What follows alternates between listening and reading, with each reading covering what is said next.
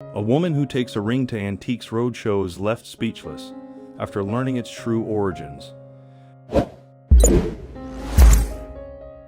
As Wales combed through forgotten relics untouched by sunlight for decades, she happened upon an intriguing revelation. Among the artifacts, an unassuming box caught her eye. Yet, the facade of antiquated, dust-laden attics often masked deeper truths. Beneath a hefty coating of dirt lay a box unlike the commonplace cardboard, more akin to the sort discovered amidst shipwrecks. This diminutive, fragile container bore the traces of years gone by, resonating with a mystique that hinted at something extraordinary within. The elusive act of unlocking the box remained her yearning. Despite a thorough search through drawers, crates, and cupboards, the key eluded her grasp. A pang of concern gripped her momentarily, fearing that the box's contents might forever remain veiled.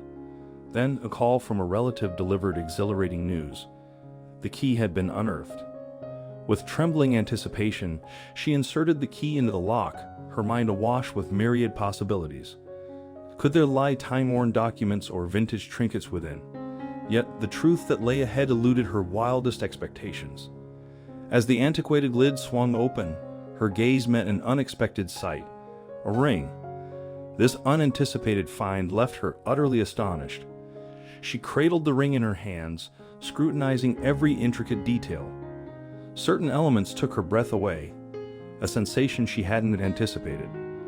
The ring, crafted from a substantial flat metal, bore ornate carvings resembling encircling feathers, each curve a marvel in itself. Yet the pinnacle of astonishment was concealed, a faint hinge she encountered as her fingers traced the ring's periphery.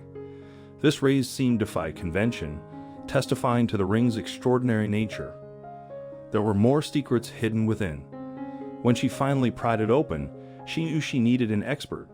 The discovery of the hinge, and more importantly, what was inside, made it clear to the woman that she was in her element. The ring needed to be examined by an expert, so she brought it to the one place she knew she could trust: Antiques Roadshow. The show has proven its dedication to identifying priceless items, and the woman couldn't shake the feeling that she'd uncovered something special in her family's attic. What she couldn't have known, however, was just how special the ring's origins were. The design on the outside of the ring didn't mean much, and neither did the name and date engraved on the band. The date read March 31st, 1855, so she knew it had historical significance. But the name was a different story. It was hard to make out the inscription of the name given the age and size of the ring, but the letters CB stood out. "I've got goosebumps now thinking about it," the woman told the Antiques Roadshow jewelry expert, Jeffrey Munn. After a few minutes of dedicated cleaning, the letters on the ring finally came into view. The name they revealed not only made what was inside the ring even more astounding, but also left Munn and the ring's owner in awe. The letters revealed the name of one of the UK's literary heroines, Charlotte Brontë. Upon this discovery, both Munn and the stunned ring owner attempted to piece together the ring's story. Its history, as it turns out, was not a happy one. Charlotte Brontë has gone down in history as the writer behind the brilliant Jane Eyre, one of the most renowned novels of the 19th century. As it turns out, her own family history is just as bleak as her protagonists. Bronte's mother and all 5 of her siblings died before the author's 35th birthday. Writing became Charlotte's only comfort, but being a female writer was almost unheard of back in the 19th century. This left Charlotte with just one alternative. She was forced to publish Jane Eyre under a male pseudonym, Currer Bell. The book became an instant classic, but she wasn't able to enjoy her newfound fame for long. At the young age of 38, the newly pregnant Charlotte died. Although her death is recorded as being from tuberculosis, historians are almost certain that she actually died of hyperemesis gravidarum, or extreme morning sickness, on the day of her death, March 31st, 1855. The ring's inscription was no coincidence, and neither was the name. Munn determined that the ring was actually made after Charlotte's death to memorialize her life. Still, there was one detail about the ring that had to be figured out: that mysterious hinge. The ring's owner excitedly showed Munn just what the hinge was hiding. As it turns out, it wasn't just an ornamental decoration.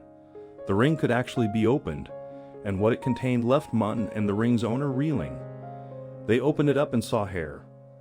The ring opens like a little biscuit tin lid, and amazingly, we see this hair work within, very finely worked and plaited hair, Munn described. And to the ring owner's delight, Munn confirmed the hair's origin. Charlotte Brontë. Placing human hair within jewelry might seem odd in contemporary times, but it held significance in 1855, remarked Munn. The 19th century saw a tradition of crafting jewelry from hair, which elucidates Charlotte's peculiar dread. A fear of forgetting the countenance and essence of the departed drove this trend, an enigma now unraveled. Hair-based jewelry was prevalent in the 1800s, especially among the Brontë family, as exemplified by Charlotte's bracelet woven from her sister's hair. Resonating with this past, the ring emerged as one of several hair-adorned artifacts linked to the Brontes. However, its worth transcends mere trivia. Excluding the hair, Munn appraised the ring at a modest $30, yet this value escalates dramatically to $25,000 with the intertwined hair. This revelation underscores how treasures can manifest in unexpected forms. Roadshow's prized possession commenced as a visionary aspiration.